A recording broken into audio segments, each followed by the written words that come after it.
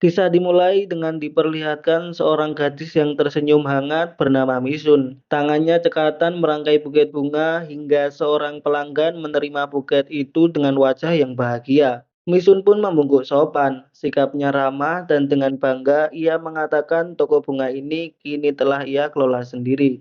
Sekilas nampak tak ada keanehan dalam hidup Misun, namun hidup Misun tak seindah bunga di tokonya. Tak lama bel pintu berbunyi, seorang gadis lain masuk. Namanya adalah Dokyung. Mereka berdua adalah pemilik toko bunga kecil itu.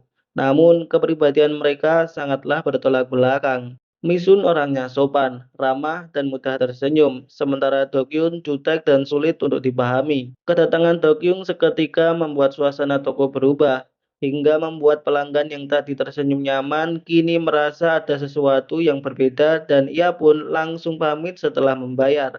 Saat jam operasional toko berakhir, dua gadis itu bersiap menjalani kehidupan lain. Mereka sudah berteman sejak kecil, tumbuh bersama, bertahan bersama, namun ketika malam datang, mereka bukan lagi penjaga toko bunga biasa.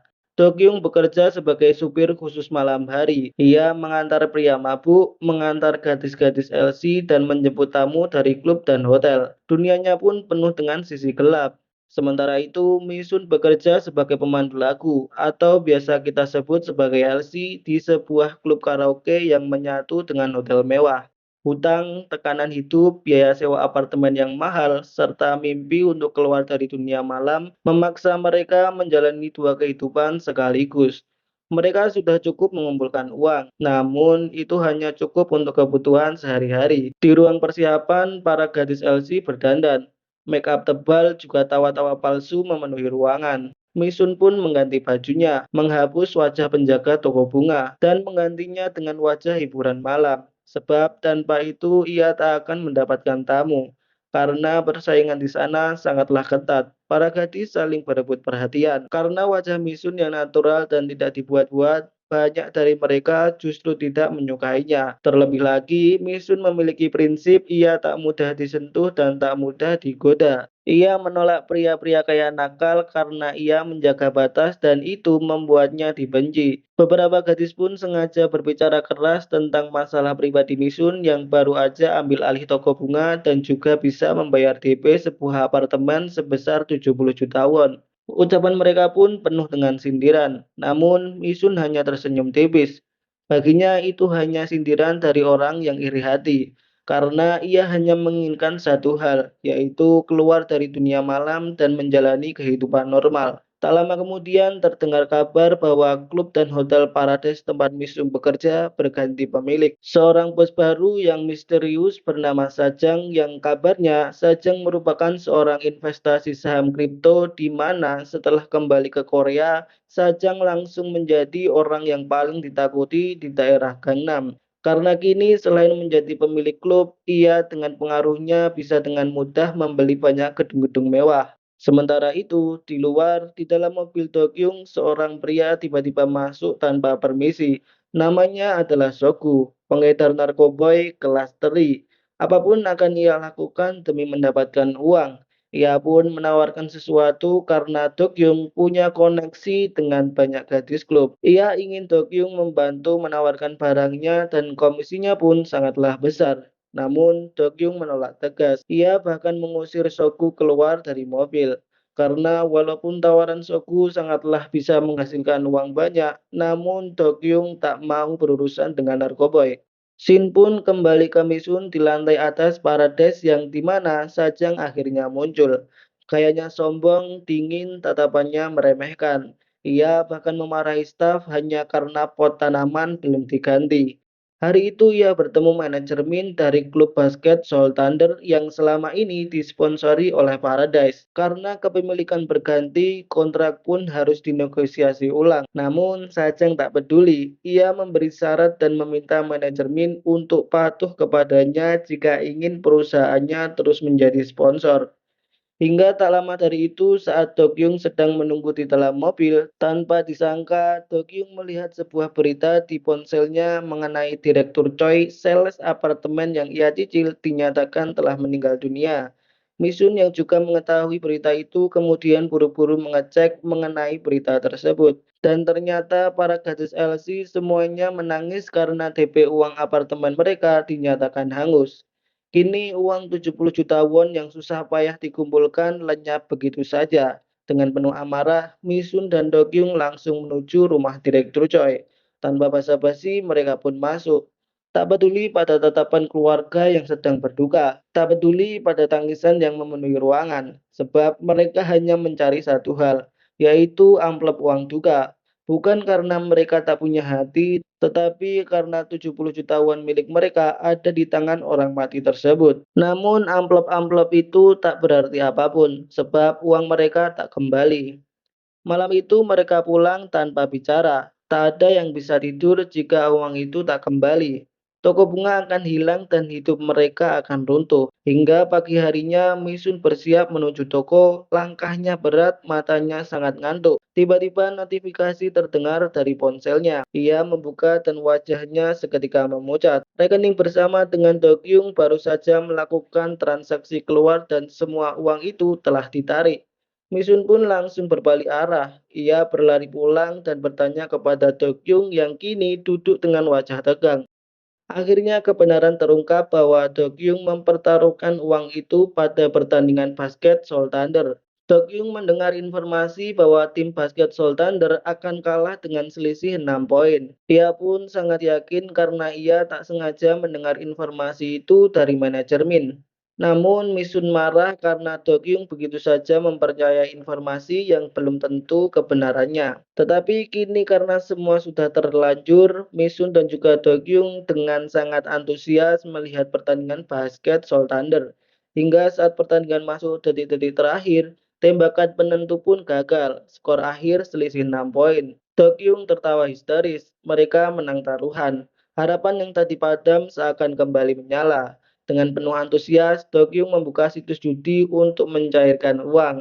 Namun, layar hanya menampilkan satu kalimat, yaitu situs telah ditutup. Pemiliknya kabur membawa seluruh uang penjudi. Harapan yang sebelumnya muncul seketika hancur. Terlebih lagi, kini keduanya tak memiliki uang sepeser pun. Dokyung yang merasa bersalah karena membuat keadaan semakin sulit dengan terpaksa melanggar prinsipnya yaitu menghubungi Sogu. Di mana Sogu yang sudah mendengar kabar tentang situs judi yang kabur malah menertawakan Dokyung. Lalu ia menawarkan sesuatu supaya Dokyung bersama Misun memiliki uang, yaitu Sogu menyuruh Dokyung membawa Misun menemui tamu VIP di Paradise jam 9 malam. Dokyung sebenarnya ingin menolak, namun mereka tak punya pilihan lain. Hingga malam itu, Dokyung mengantar Misun kembali ke Paradise.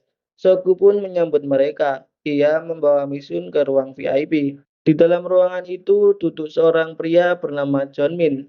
Misun pun diperkenalkan sebagai primadona klub. Di sana, Sogu sempat menyindir tentang kebangkrutan dan apartemen palsu itu. Mendengar hal itu, Misun sebenarnya ingin pergi, namun ia ditarik duduk di samping John Min. Minuman pun dituangkan. John Min memberinya 2 juta won hanya untuk duduk dan tersenyum. Misun memaksakan senyum. Tubuhnya ada di sana, namun pikirannya entah kemana. Di waktu yang sama, Dokyung masuk ke klub mencari Misun. Di ruang lain terlihat seorang wanita duduk dengan sorot mata gelisah. Namanya adalah Suhui. Ia adalah istri Sajang. Di hadapannya duduk Sugwon, pria muda yang ia pelihara. Suhui memberinya jam tangan mahal. Ia mengeluh tentang suaminya, tentang dana gelap yang disembunyikan Sajang di wilayah Gyeonggi, tentang jatah bulanannya yang terus berkurang.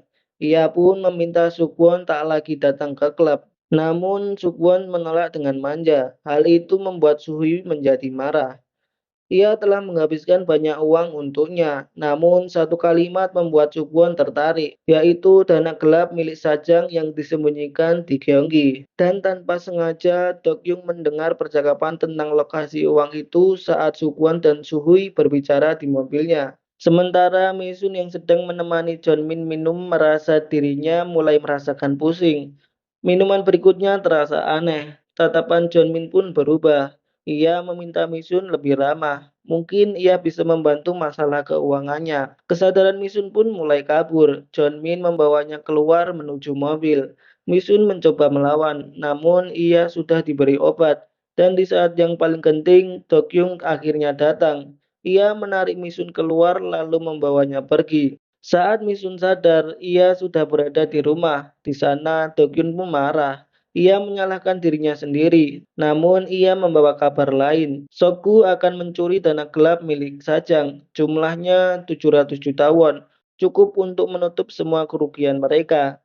Mendengar hal itu, Misun ragu sebab Sajang bukanlah orang biasa. Namun, Dokyun meyakinkan Misun jika tak ada jalan lain yang bisa menyelesaikan masalah mereka selain rencana mendahului Sukwon mencari dana gelap tersebut. Mendengar itu, akhirnya Misun pun setuju, di mana malam itu mereka pun mulai mengikuti Sajang. Sajang sendiri memiliki pengawal pribadi bernama Ni Huang, pria berbahaya yang konon ia sering membuat musuh Sajang menghilang tanpa jejak. Tetapi karena rencana sudah dibuat, tanpa ragu Misun turun dari mobil dan ia mengenakan topeng dan kostum. Menunggu momen pas untuk bisa mendekati Sajang yang sekarang sedang mabuk dan meminta gadis tercantik. Mendapatkan kesempatan itu, Misun masuk di sana. Pandangan Misun pun terus tertuju kepada ponsel Sajang. Tetapi Sajang yang merupakan orang hati-hati tak memberikan kesempatan bagi Misun untuk mengecek ponselnya, membuat Misun mencari cara lain supaya rencananya bisa berhasil, yaitu Misun menentang Sajang taruhan. Jika kalah, Misun harus melepas topeng dan juga pakaiannya. Sementara di bawah, Dokyun terlihat cemas sebab Misun masih belum keluar. Merasa harus bertindak untuk memberikan waktu. Dokyung mencoba mengalihkan perhatian. Dengan kecerdikannya, Misun berhasil menyalin data di ponsel milik Sajang. Saat Dokyun mengalihkan perhatian dengan membuat keributan yang membuat Sajang bersama bawahannya turun tergesa-gesa. Di sisi lain, tanpa diduga ternyata informasi mengenai uang tersebut juga diketahui oleh Sogu, yang ternyata Sukwon merupakan rekan Sogu dan mereka pun memiliki rencana yang sama seperti Dokyung. Singkatnya, setelah melihat beberapa koordinat titik tempat harta tersebut disembunyikan, keduanya langsung menuju lokasi tersebut yang berada di wilayah Gyeonggi, di mana dengan menggunakan pacul dan juga sekop, keduanya langsung menggali sepanjang malam. Awalnya penggalian tersebut tak membuahkan hasil, namun mereka tak menyerah. Misun kembali melihat koordinat di layar ponselnya dan melihat satu titik terakhir yang belum digali, yaitu berada di dalam area makam. Keduanya pun kemudian menggali makam tersebut dan alangkah terkejutnya, ternyata uang yang mereka cari benar-benar ada. Hingga saat hendak menutup kembali lubang makam, tanpa sengaja Skop Dokyung membentur sesuatu yang jauh lebih keras yang membuat Dokyung kebingungan karena di lapisan bawah masih ada lapisan kayu besar yang tertanam lebih dalam. Mereka pun saling berpandangan dengan tangan gemetar. Mereka membuka papan kayu tersebut yang di dalamnya ternyata berisi batangan emas. Bukan hanya 700 juta won, nilainya mungkin bisa mencapai 5 miliar won. Mereka pun terkejut dan terdiam beberapa detik karena mendapatkan harta tersebut. Setelah berhasil mengambil uang dan juga emas itu, mereka berdua pun bergegas pergi. Namun tak disangka suara mesin mobil lain terdengar mengejar mobil mereka yang ternyata itu adalah mobil milik Sogu. Sogu pun sudah mengetahui jika Dokyung dan Misun berhasil mengambil uang dana gelap milik Sajang. Dia pun kemudian meminta uang tersebut supaya diserahkan kepadanya. Namun sebelum sempat dijawab, Misun langsung kabur sambil membawa tas berisi uang tersebut. Kejar-kejaran pun terjadi di jalan tanah yang gelap. Karena Misun dan Dokyun adalah perempuan, dengan mudah Sogu mengejar keduanya hingga pada akhirnya uang tersebut diambil oleh Sogu. Tetapi dia tak menyadari jika ada yang lebih berharga dari dana gelap milik Sajang, yaitu emas yang berada di mobil Dokyung. Tentu saja masalah lain harus diselesaikan keduanya, yaitu emas-emas tersebut tak bisa begitu saja diuangkan. Karena ini harta gelap, mereka harus pergi ke luar negeri untuk bisa menjual emas-emas tersebut. Untuk memuluskan rencananya, mereka harus membuat Sajang sibuk. Untuk itu, Dokyung kemudian menggunakan nomor tak dikenal untuk mengirim pesan kepada Sajang mengenai istrinya dan orang-orang Shogu yang telah membongkar makam. Setelah benih kekacauan ditanam, Misun mengajak Dokyung pergi menemui seseorang untuk membantu mereka memuluskan rencananya pergi ke luar negeri dengan menemui seorang wanita yang dulu pernah menguasai dunia malam Gangnam, yaitu bernama Choi Ganggong, yang tak lain adalah ibu Dokyung.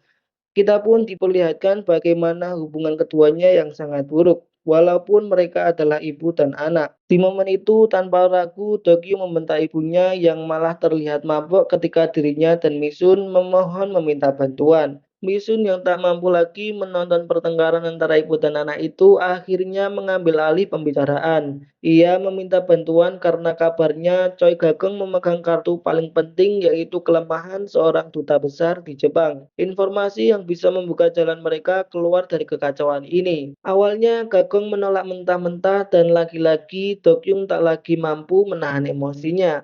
Misun pun langsung memarahinya dan mengatakan bahwa ini bukan waktunya bertindak gegabah. Choi Gagong pun akhirnya menatap anaknya cukup lama. Tatapan yang tidak hanya melihat seorang perempuan dewasa berdiri di hadapannya, tetapi juga bayi yang dulu ia lahirkan sendiri. Karena tak mau banyak berdebat, Misun menawarkan 500 juta won untuk Choi Gagong.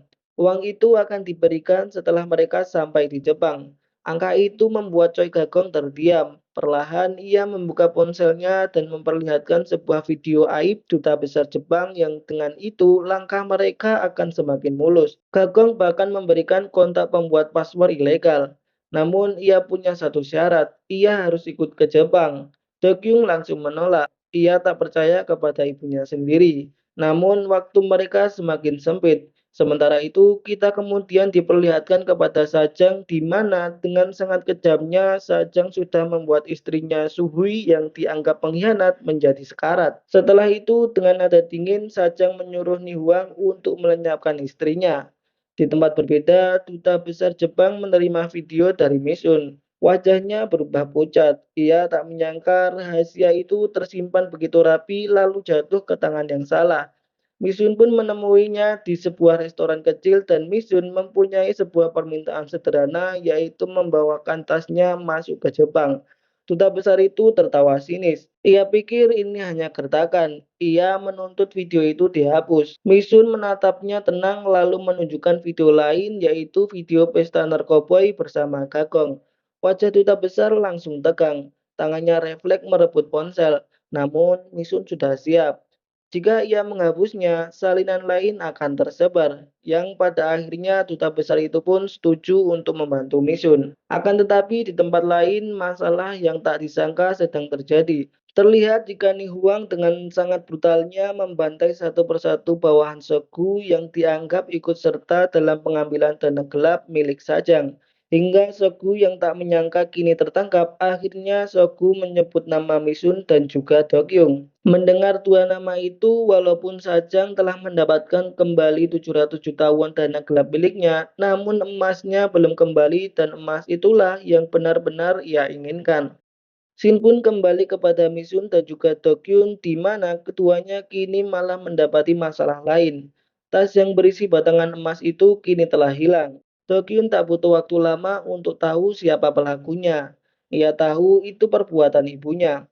Ia pun menelpon Gagong. Gagong yang ditelepon itu hanya tertawa kecil. Lalu telepon pun ditutup. Gagong saat itu berada di sebuah klub malam yang dikelilingi pria-pria muda dan di tangannya tergenggam satu batang emas. Ia mengangkatnya seperti trofi kemenangan. Ia sedang memancing dan umpannya sangatlah mahal. Tak lama kemudian, Ni Huang datang dan seketika para pria muda mundur satu persatu. Ni Huang masuk tanpa bicara lalu menanyakan di mana emasnya.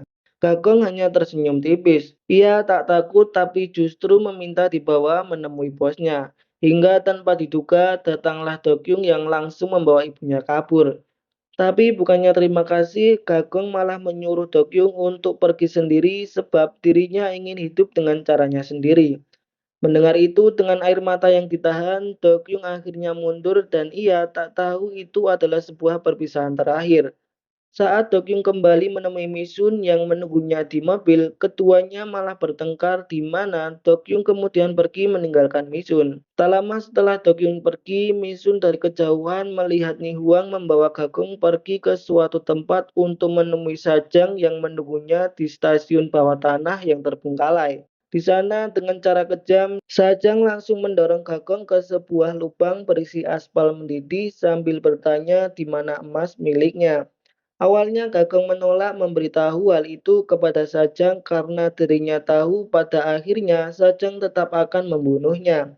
Sementara itu, tanpa diduga di balik bayangan beton retak, Misun ternyata diam-diam melihat apa yang kini dilakukan Sajang kepada Gagong yang pada akhirnya Gagong mengaku menyembunyikan emas itu di sebuah loker stasiun kereta. Misun yang melihat Gagong akan dibunuh sebenarnya ingin sekali membantu. Tetapi Gagong yang melihat Misun berada di sana memberikan isyarat untuk tetap diam. Hingga tanpa diduga dengan sisa-sisa tenaganya, Gagong menarik Nihuang ke dalam lubang aspal tersebut. Di mana bukannya membantu, Sajang malah meninggalkan Nihuang untuk pergi ke loker stasiun karena sudah tak berguna. Ternyata di loker stasiun, Dokyung sudah berada di sana. Karena sebelumnya ibunya memberitahu tempat tersebut kepadanya. Sambil menahan air mata, Dokyung kemudian menekan ke atasan di loker yang itu adalah tanggal lahir Dokyung sendiri. Singkatnya, setelah mengambil semua emas di loker, Dokyung kemudian kembali ke rumah dan bertemu Misun sudah menunggunya. Misun kemudian menangis menceritakan kematian Gagong. Dokyung seolah sudah mengetahui jika itu memang pilihan ibunya sendiri dari awal. Dokyung berkata dengan nada dingin jika kematian ibunya merupakan pilihan yang ia buat sendiri. Walaupun sebenarnya di dalam hati Dokyung merasa bersedih. Hingga setelah itu Misun diberitahu temannya Sang Yu jika Sajang sedang memburu Misun dan juga Dokyung. Namun kini bukannya takut, ia justru akan melawan. Di mana Dokyung juga memiliki pemikiran yang sama. Keduanya kemudian menemui Sogu di rumah sakit untuk mencari tahu mengenai Sajang. Terungkaplah ternyata Sajang tak pernah kaya dari kripto ataupun saham, melainkan ia bermain di taruhan gelap pertandingan basket dengan mengatur skor bersama manajemen dan pelatih Seoul Thunder agar selalu kalah 6 poin. Mendapati informasi itu, Misun dan Dokyun kembali ke klub. Mereka mengumpulkan para gadis. Kebenaran pun diungkap Direktur Choi hanyalah sebuah pion dan dalangnya adalah Sajang. Uang DP apartemen mereka dicuri. Mereka sengaja diikat dengan hutang. Para gadis pun marah. Misun punya rencana dengan menyebarkan rahasia itu pada tamu-tamu VIP. Karena jika Seoul Thunder dalam pertandingan basket tak kalah 6 poin, maka Bandar akan menghancurkan Sajang. Untuk memuluskan rencana itu, Misun menemui Ilham Wong, pemain basket Seoul Thunder, supaya tak lagi mau diatur dalam permainan sebagai seorang atlet. Kemudian saat pertandingan dimulai, tanpa diduga, Ilham bermain berbeda bukan lagi seperti pemain yang diatur tetapi sebagai atlet. Hal itu membuat Seoul Thunder pun menang, membuat Sajang kehilangan banyak uang dan kini para bandar pun tak lagi mempercayai Sajang. Tentu saja hal itu membuat Sajang murka. Kemudian ia menemui para gadis LC untuk mengaku siapa yang telah mempermainkannya. Yang tentu saja semua itu adalah ulah Misun dan juga Dokyung. Dengan penuh amarah, Sajang kemudian menghubungi Misun supaya membawa emas miliknya ke sebuah stasiun tua jika tak ingin melihat teman-teman gadis LC ia lenyapkan. Misun dan Dokyun yang sudah menduga Sajang akan berbuat seperti itu pun kemudian datang menuju stasiun tua itu. Di sana Misun memperlihatkan jika dirinya memang membawa emas yang diinginkan Sajang. Sajang yang merasa akan dengan mudah merebut emasnya kembali kemudian meminta Misun untuk menyerahkan emasnya dengan sukarela. Hingga saat perhatian teralih, Dokyung diam-diam memastikan para gadis kabur hingga membuat kejar-kejaran terjadi. Dengan penuh amarah, Sajang menarik Dokyung keluar dari mobil. Tetapi Misun kemudian menyerang balik hingga pergelutan pun terjadi. Saat terdesak, Misun mengambil tas berisi batang emas dan melemparkannya ke lubang aspal. Karena keserakahannya, Sajang malah melompat ke lubang aspal tersebut. Sajang bersama tas berisi batangan emas itu pun akhirnya tersedot. Setelah semuanya berakhir, keduanya pun akhirnya pergi. Di sepanjang jalan, Misun terlihat cemberut karena usaha mereka untuk mendapatkan uang sia-sia. Melihat temannya cemberut untuk pertama kalinya, Dokyun tersenyum kecil sambil berkata jika mereka harus berpetualang ke luar negeri sebab ada sesuatu yang harus mereka lakukan. Ternyata sebelumnya Dokyun sudah mengganti batangan emas yang asli dengan yang palsu. Emas-emas yang asli sudah Dokyun simpan di tempat yang paling tak mencurigakan, yaitu di toko bunga milik mereka. Film pun kemudian ditutup dengan memperlihatkan senyuman keduanya, karena kini usaha mereka untuk keluar dari dunia gelap sudah menunggu di depan mata.